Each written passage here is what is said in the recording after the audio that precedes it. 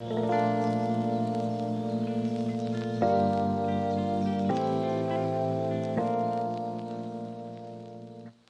good morning. It is Friday morning, yes. And as I said from the start of the week, I've dedicated this entire week to my Aunt Alice, who went to be with the Lord. And we're speaking about waiting. And this is what she did. She waited for her name to be called.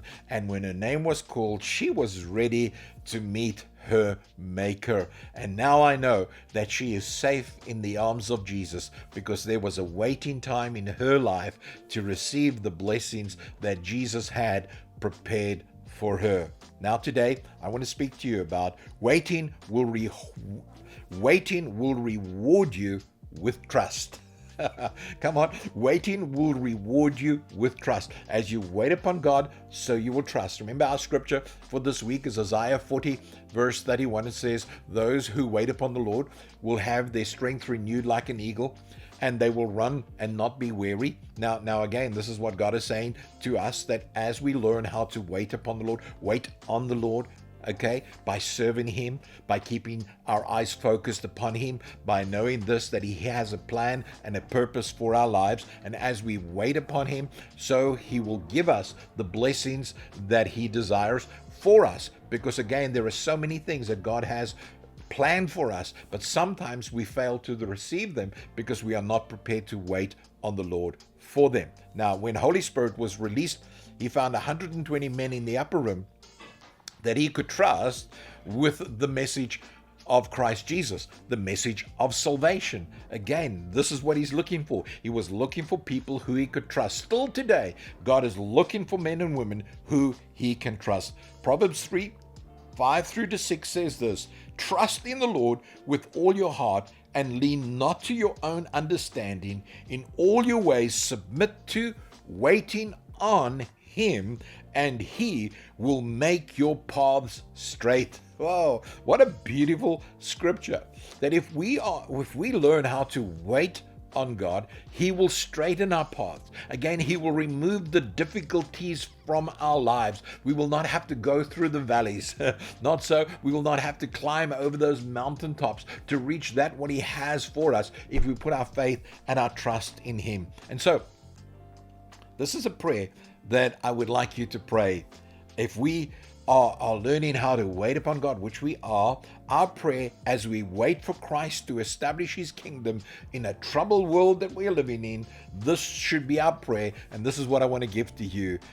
My prayer is this: give me today a heart like Jesus, a brave heart, a true heart, a tender heart, a heart with great room in it, a heart waiting on You, our God and Father. For His namesake we pray, amen. Now, that is a prayer that we need to take on, because again, this is what we want. We want a heart like Jesus. We wait for that. I need a brave heart like Jesus. I need that brave heart in my life. I need a tender heart of what is happening around us, a heart with room to receive all that what Jesus Christ has prepared for me. You see, Holy Spirit is the only one that can change the heart of those waiting on Him. Now again, as I encourage you, as we've come through this week, as I said again, it's difficult to wait for certain things. It's difficult to wait in that waiting room for the doctor to call you in. Notice that at times you get frustrated because time is not always kind of on time. You wait, but again, as you wait, what happens? Many things go through your mind. God says, don't let your mind become troublesome. But again, place everything that you do while you wait into the hands of God, and God will bless you at the end of the day. Because those who were found in the upper room were waiting 10 days.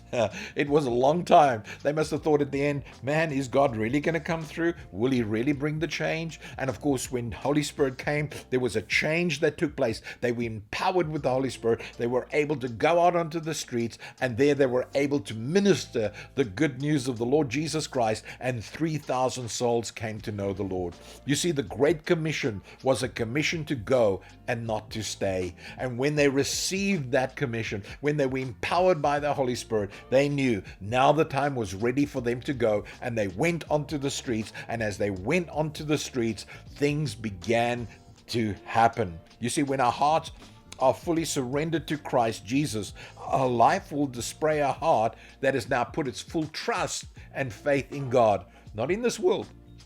We cannot put our faith and our trust in the things of this world, because this world will fail us. So what am I saying to you? I'm saying to you today on this Friday, learn how to wait on the Lord. And as you wait on the Lord, suddenly your heart will be filled with the promises that He's promised to you. So come on, learn how to wait on the Lord.